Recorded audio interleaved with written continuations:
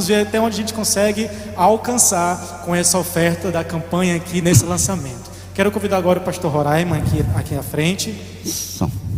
Prepare, meus irmãos, seu coração para ouvir a palavra do Senhor nesse momento, que irá usar o pastor Roraima aqui. Pastor, vamos orar pelo Senhor.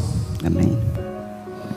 Amado Deus, Santo Pai, nós estamos alegres, amado Deus, por esta oportunidade que o Senhor concede de cultuarmos ao Senhor em nossa casa, meu Pai, mas juntos, unidos, com o mesmo coração, com o mesmo propósito, louvando ao Senhor, amado Pai. Muito obrigado por cada pessoa que assiste, amado Deus. E nesse momento, amado Espírito, Senhor Jesus Cristo, abre os corações, abra a mente, Santo Deus, o entendimento para compreender a Tua palavra, Senhor Deus, que será transmitida através da vida do pastor Roraima. Usa a vida do Teu servo, Senhor Deus, para ele trazer aquilo que Tu já colocou no coração dele, aquilo que ele já foi tocado, Senhor Deus, e ele irá compartilhar conosco a mensagem que o Senhor transmitiu para ele, amado Deus. Obrigado pela vida do Teu servo, Senhor Deus, nesta noite, fala conosco, no Teu santo nome, amado Senhor Jesus, amém.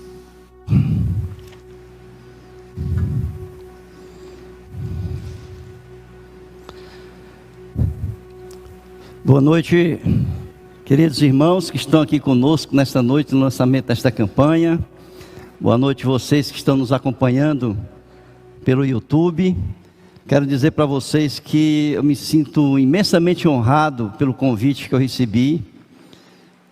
O Anderson me convidou para ser o orador nesta noite, no lançamento da campanha, e eu disse assim, olha, falando com o Senhor, eu disse, é uma honra muito grande, uma honra, um privilégio e um desafio falar na abertura de uma campanha de missões estaduais aqui no nosso estado. Primeira vez que eu participo, assim, sendo orador, de uma campanha de missões. Então é um desafio muito grande para mim, e eu honradamente aceitei o convite e espero que esteja à altura, do desafio que assim me foi colocado. Quero dizer para vocês que eu sou muito grato a Deus pela equipe que está conosco, trabalhando ali na Cibuc. Uma equipe que tem se empenhado, que tem se dedicado para que a nossa campanha pudesse ter a qualidade que ela está tendo. Vocês estão vendo aí todo o material que vai ser colocado à disposição de vocês, tanto o material para, vamos dizer assim, os adultos, jovens, adultos e adolescentes da igreja, mas também pela primeira vez um material infantil, tão bem trabalhado, irmãos. Nós vamos ter aí alcançando todas as gerações da igreja. Quanto sou grato a Deus por toda essa equipe. Não é apenas a equipe que faz parte da Cibuc, mas por cada pessoa que se colocou à disposição para trabalhar conosco de forma voluntária, irmãos, de forma voluntária, para que tudo isso pudesse estar acontecendo nesse momento. E a empolgação do Anderson aqui me deixou mais empolgado ainda. Quando ele chega aqui à frente falando do jeito que ele fala, deixa a gente empolgado, E eu estou pensando, Anderson, que não sou apenas eu que estou empolgado. Você consegue transmitir essa alegria, essa motivação também para aqueles que estão nos acompanhando nesse momento. Que Deus abençoe, a sua vida, a dedicação que você tem dado para a obra do Senhor, que Ele possa lhe estar abençoando cada vez mais. Ontem nós tivemos a abertura do nosso encontro de promotores, e o pastor Milton Monte trouxe uma palavra muito forte, trouxe uma palavra para os promotores. Ele falou, tem as pessoas que são chamadas por Deus para ir, levar, pregar o evangelho, ensinar o evangelho, mas tem as pessoas que são chamadas para ficar, aquelas que vão segurar as cordas, aquelas que vão fazer com que os recursos cheguem lá na ponta, para que os missionários possam estar tranquilos ali pregando o Evangelho e alcançando vidas para Jesus Cristo. E hoje eu quero mudar um pouco esse foco, sair dos promotores e quero falar um pouco sobre a igreja. Existem modelos de igreja e o modelo da igreja que define se a igreja é missionária ou se ela não é missionária. E existe aquela igreja que é a igreja que Jesus quer que nós sejamos, que nós venhamos a fazer com que todas as coisas aconteçam para que aqueles que ainda não têm Cristo no coração possam ouvir a palavra e tomar essa decisão ao lado de Jesus. Nós queremos pensar um pouco nesses modelos contemporâneos de igreja e a igreja que Jesus quer que nós sejamos no decorrer dessa campanha, no decorrer dessa caminhada para alcançarmos o nosso Ceará para Cristo. E eu convido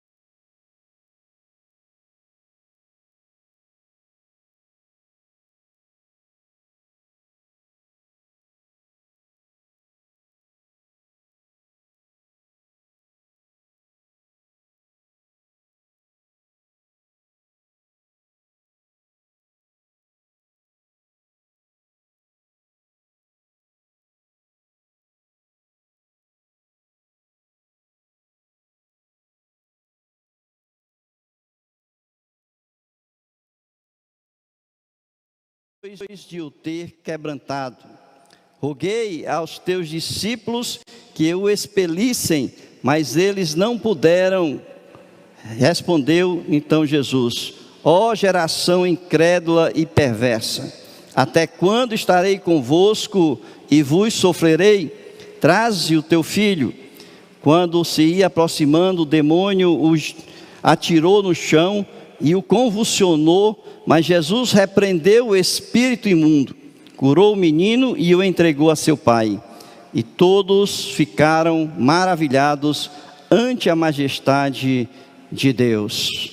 Vamos orar novamente, queridos. Pai querido, muito obrigado, Senhor. Obrigado pela tua palavra, por esse momento aqui na tua presença. E nós te pedimos que tu possas estar usando o teu servo neste momento, para que assim nós possamos ouvir a tua voz e assim aplicar a nossa vida enquanto membros de uma igreja que tu queres que nós sejamos. Abençoa o teu povo que aqui está, em nome de Jesus. Amém. Queridos, esse relato da transfiguração é um dos relatos importantes na palavra de Deus. Ele está nos 3 evangelhos sinóticos, porque é a partir deste momento que Jesus começa a sua descida para Jerusalém. O texto aqui em Lucas capítulo 9, no versículo de número 31, diz que ele estava para ir para a sua partida. Diz o texto, os quais apareceram em glória e falavam da sua partida. Essa palavra partida aqui é êxodo, a saída de Jesus, a ida de Jesus para Jerusalém. E o significado dessa palavra é uma missão final.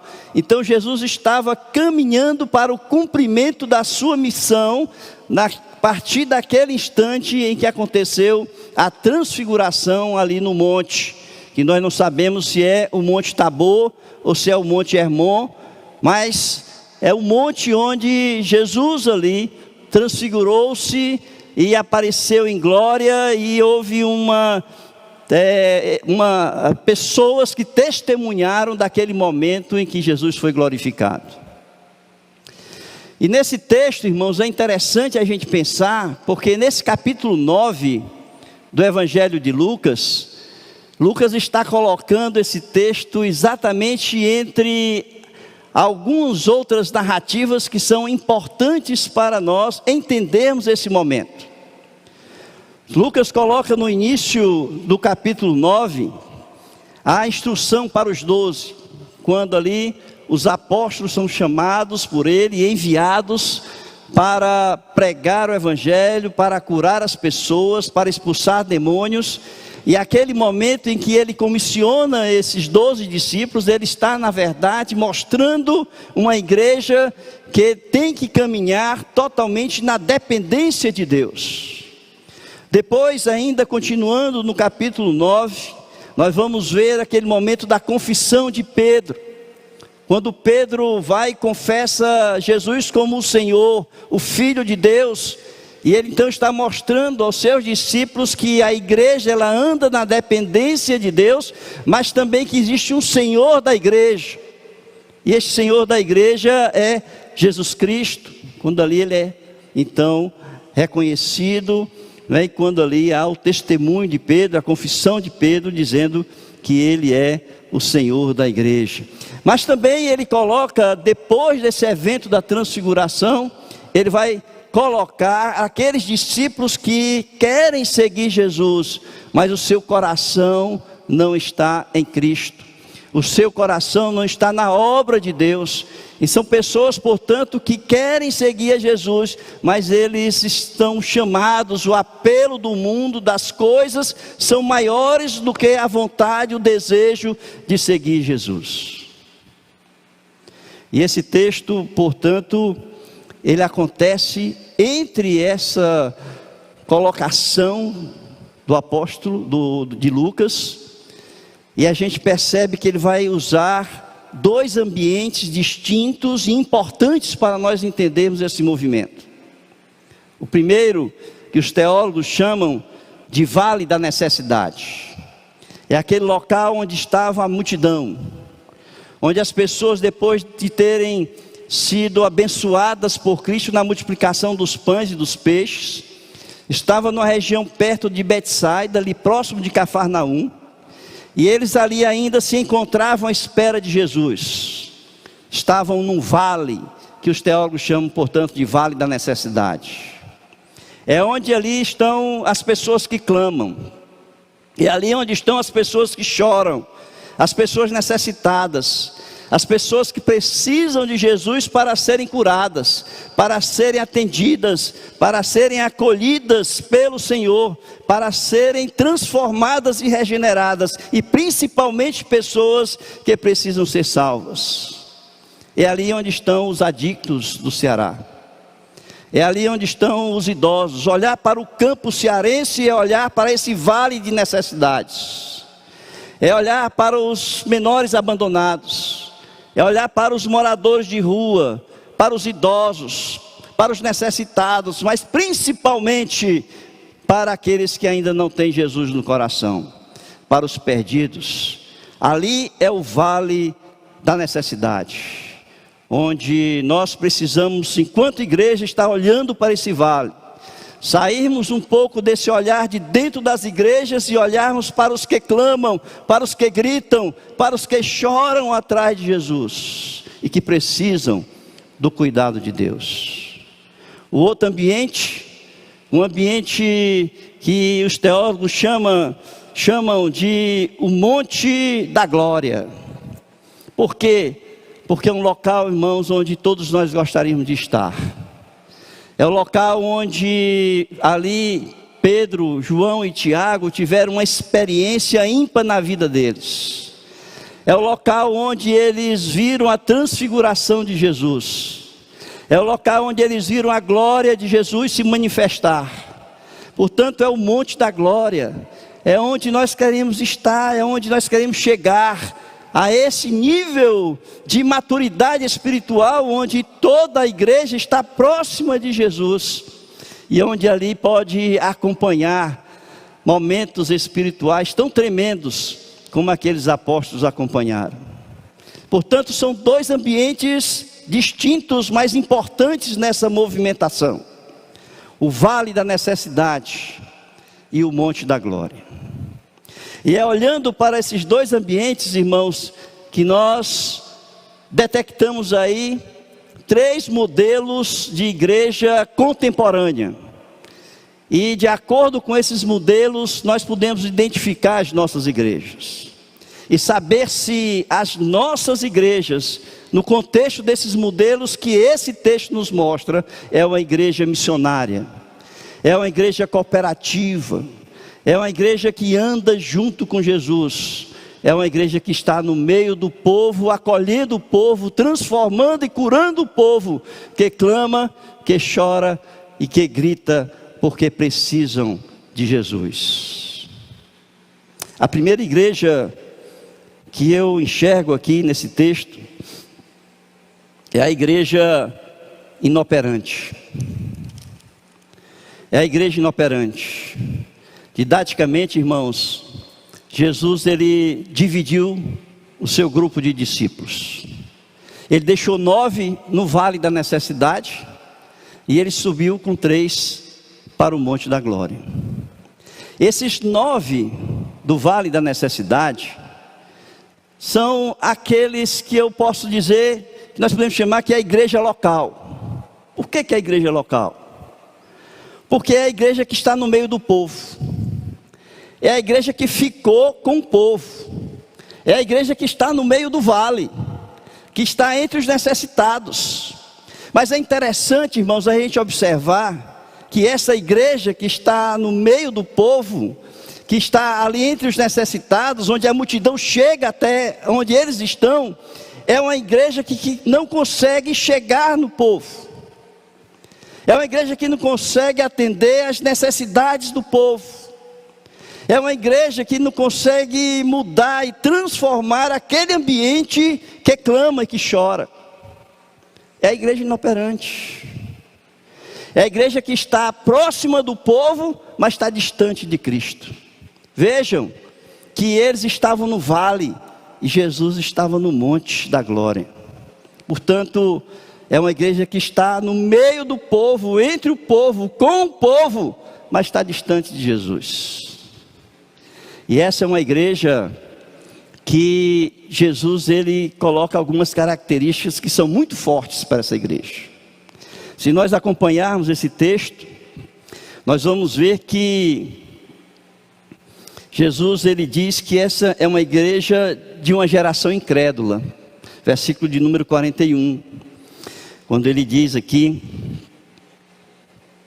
ó geração incrédula e perversa, até quando estarei convosco e vos sofrerei? Traze o teu filho. Geração incrédula. Irmãos, Jesus está falando aqui não apenas do povo incrédulo que ali, daquela multidão incrédula que ali estava, mas de todas aquelas pessoas que ali estavam. O contexto é dos discípulos, onde foi levado aquele filho doente, e que eles não conseguiram curar, e Jesus disse: ó geração incrédula. Então, uma das primeiras características dessa igreja inoperante que Jesus nos diz aqui, é uma igreja incrédula. E nós vamos perceber que essa incredulidade, tanto da parte da igreja, quanto da parte daqueles que não conhecem Jesus, é que impede que o milagre seja realizado. O milagre da cura, o milagre da transformação, o milagre da salvação daquelas pessoas. É muito interessante quando a gente observa isso, porque ali em Mateus capítulo 13, quando Jesus está em Nazaré, e ele está ali a cuidar das pessoas, poucas pessoas ali, acontece um milagre por causa da fé daquelas pessoas. E o texto diz que ali em Mateus capítulo 13, que ali não foi feito muitos milagres por causa da incredulidade daquele povo. E geração incrédula significa exatamente isso. Significa pessoas que são necessitadas, que são carentes, mas que não creem na possibilidade de mudança e de transformação. Mas Jesus também, ele diz que essa geração é uma geração perversa. Essa igreja é uma igreja de geração perversa. E nós pensando bem, como é que pode, uma igreja, e Jesus dizer assim, é uma igreja de geração perversa. O que significa isso que Jesus está querendo dizer? Está querendo dizer que é uma igreja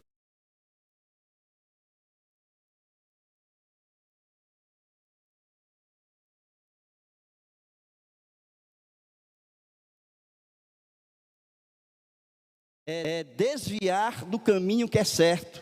É a igreja pervertida, é a igreja corrompida, é a igreja que se desvia doutrinariamente dos ensinos de Jesus. Por isso é uma geração perversa, porque ela está caminhando distante da palavra de Deus, portanto distante do próprio Jesus. Jesus ainda diz que esta é uma igreja de pequena fé. E é interessante que quando a gente vai olhar esse texto, ali em Mateus capítulo 17, Jesus vai dizer sobre isso, ele vai dizer o seguinte: por causa da pequenez da vossa fé, pois em verdade vos digo que se tiverdes fé como um grão de mostarda, direis a este monte, passa daqui para acolá, e ele passará, e nada vos será impossível. Mateus 17, versículo 20. E olha então que Jesus está comparando aquela geração, aquela igreja, com o grão de mostarda. E ali ele não está falando do tamanho do grão de mostarda. A gente sabe que o grão de mostarda é um grão pequeno, mas ali não é o grão de mostarda, porque o grão de mostarda, sendo pequeno, ele se transforma numa grande árvore. Mas para se transformar numa grande árvore, significa dizer que ela tem força, que significa dizer que ela consegue absorver todos os nutrientes que o solo lhe concede, que sejam absorvidos para que ela possa crescer, se desenvolver e se tornar uma grande árvore. Então é a força espiritual de que Jesus está falando aqui, de enxergar a possibilidade de acolher pessoas em necessidade, transformá-las, cuidar delas e curá-las e salvá-las naquilo que elas necessitam. Significa dizer que nada será impossível a uma igreja que tem uma fé como aquela semente de mostarda. E esta palavra impossível, quando a gente vai olhar, significa dizer força. Impossível é não ter força, é não ter habilidade. Portanto, nada vai impedir essa força de chegar até essas pessoas. Nada vai tirar de você a habilidade que o Espírito lhe dá de chegar até a presença dessas pessoas, para que elas possam ali ser cuidadas e atendidas e acolhidas. E a gente então vê uma última característica dessa igreja que Jesus coloca aqui, que é a deficiência do crescimento espiritual.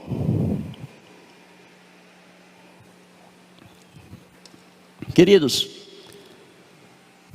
que geração nós estamos formando na nossa igreja? Que discípulos nós estamos preparando nas nossas igrejas? Porque esta igreja, considerada uma igreja inoperante, é uma igreja imatura, espiritualmente deficiente. Porque Jesus vai dizer, e eles se acham, inclusive eles se acham impotentes de resolver o problema do povo que clama. E eles vão até Jesus e perguntam: mas Senhor, por que nós não conseguimos resolver? E Jesus vai dizer: porque essa casta só se expulsa com oração e jejum. Ou seja, a igreja espiritualmente estava deficiente. Ela precisava crescer espiritualmente. Ela precisava orar mais. Ela precisava se fortalecer mais. E espiritualmente, ela precisava jejuar mais para crescer espiritualmente e, cheia do Espírito Santo, poder resolver ali aquilo que o povo estava necessitando para ser atendido. Esta é a igreja. É a primeira igreja que eu consigo enxergar nesse contexto, nesse movimento de Jesus. A segunda igreja que eu enxergo aqui é a igreja introspectiva. É aquela igreja que olha para dentro de si. É aquela igreja que não consegue enxergar o povo que está lá fora.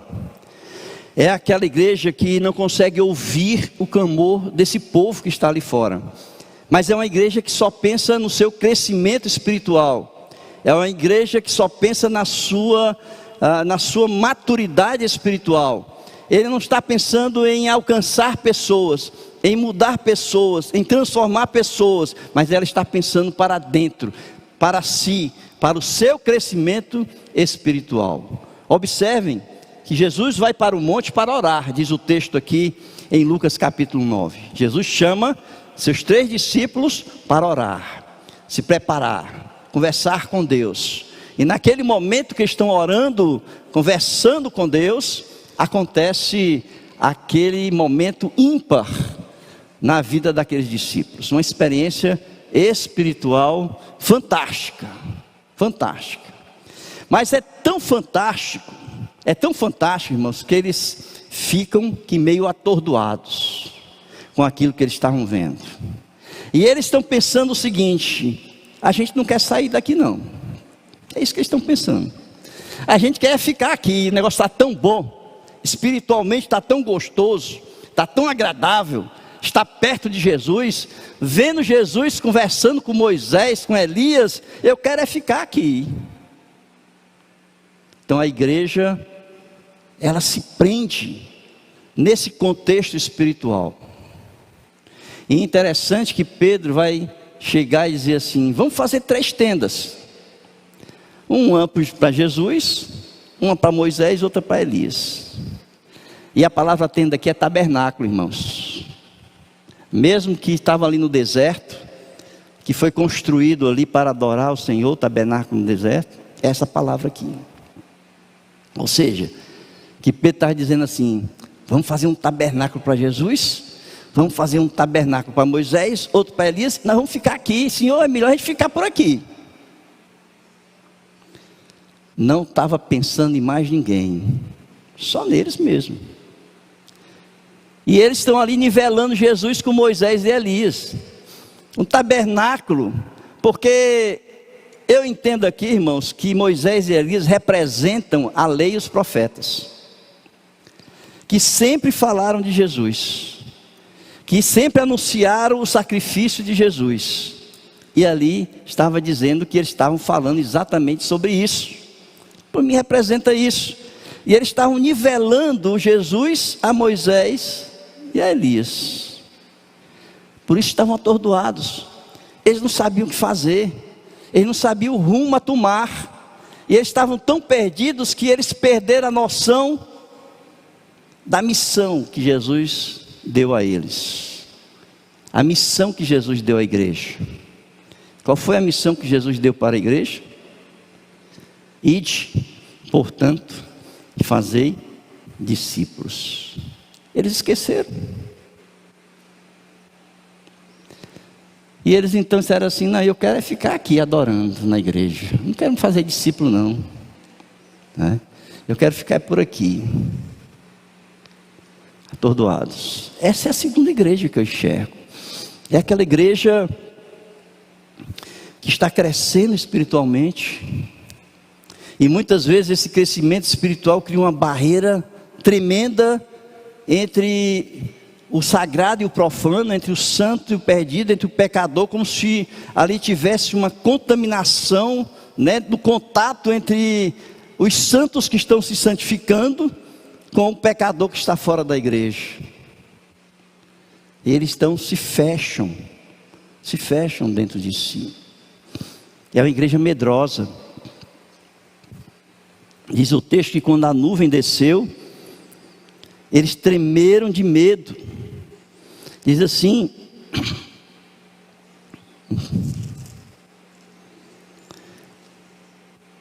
enquanto assim falava, versículo de número 34, veio uma nuvem e os envolveu e encheram-se de medo ao entrarem na nuvem. Encheram-se de medo. Aquele medo era um medo tanto de estar na presença de Deus, como Elias disse assim: ai de mim, quando entrou ali na presença do Senhor, e um medo desse contato com o pecador.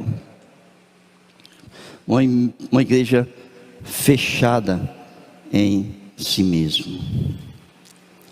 E a terceira igreja que a gente enxerga aqui, irmãos, é a igreja cooperativa. É a igreja cooperativa. E essa igreja cooperativa é a igreja que Jesus quer que nós sejamos. Essa é a igreja missionária. Essa é a igreja que nós precisamos ser, que nós precisamos formar, organizar. Esta igreja missionária. Aqui diz o texto que quando Deus ali desceu na nuvem e ele testemunhou do Senhor, ele disse: este é o meu filho, versículo número 35, o meu eleito. E ele diz assim: a ele ouvi, a ele ouvi. Portanto, essa terceira igreja é aquela que escuta a voz do Senhor. Jesus diz ali em João, né, o evangelista João diz ali no seu texto, em João capítulo 10, ele diz: as minhas ovelhas ouvem a minha voz,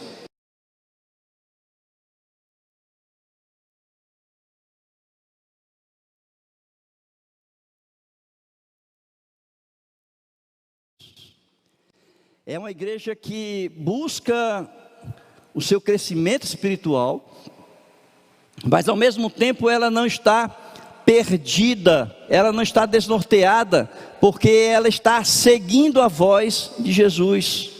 Ela não está procurando fazer o melhor para Jesus daquilo que o seu coração entende que seja o melhor, fazer as tendas, mas está ouvindo a voz de Jesus, que naquele momento ele chama os seus discípulos para descer até o vale. E diz o texto que depois, no dia seguinte, Deus disse assim: ouvi a voz, desce aí, que é Jesus. E eles desceram os 3 discípulos de Jesus e foram até o vale. E eles acompanharam Jesus. E quando eles chegaram ali, a multidão estava lá, a multidão carente, a multidão que clamava, que chorava. E do meio dessa multidão saiu um pai desesperado, que tinha um único filho, e esse único filho era acossado por um espírito que o jogava no chão e o fazia espumar. E aqueles discípulos que estavam lá, aqueles 9 que haviam ficado, não resolveram o problema deles. E o pai, mais desesperado ainda, quando vê Jesus, corre até Jesus E Jesus disse assim: ó geração incrédula, traz o teu filho e cura. Portanto, esta igreja, irmãos, é a igreja que ouve a voz de Jesus e que ela opera junto com Jesus. O apóstolo Paulo vai dizer que nós como igreja, nós somos cooperadores de Cristo. Portanto, nós ouvimos a voz, nós acompanhamos Jesus e nós cooperamos com Jesus na sua obra de alcançar os que clamam e os necessitados. É uma igreja confiante porque está com Jesus. Ela está tanto com o povo como está com Jesus. Ela não está no meio do povo, longe de Jesus, nem com Jesus distante do povo, mas ela está com Jesus no meio do povo, confiante, porque ele sabe que é esta igreja, Jesus com esta igreja, comandando a igreja. Todas essas pessoas que clamam, que choram, que buscam uma solução para as suas necessidades, encontrarão abrigo, saciarão a sua fome e a sua sede em Jesus Cristo. Essa é a igreja que nós queremos ser, e essa é a igreja que nós precisamos ser, para que assim a gente venha alcançar o nosso estado para Cristo. Queridos, vocês que estão nos ouvindo, vocês que estão no YouTube, eu quero dizer para vocês, perguntar: qual é a igreja que você pertence? Dentro desses 3 modelos contemporâneos que eu aqui coloquei, a igreja inoperante, a igreja introspectiva ou a igreja cooperativa? Qual a igreja da qual você pertence? E eu quero fazer um apelo, porque aqui no estado do Ceará existe um vale de necessidades. Existem pessoas que estão chorando, existem pessoas que estão clamando, e nós precisamos olhar para este vale, para estas pessoas, para esta multidão que clama por Jesus Cristo. E eu quero convidar você que está me ouvindo, a ouvir a voz de Jesus, a descer o monte da glória, onde você está buscando o seu crescimento espiritual, a sua maturidade espiritual, a descer com Jesus e ir até o meio deste povo, para atender às suas necessidades.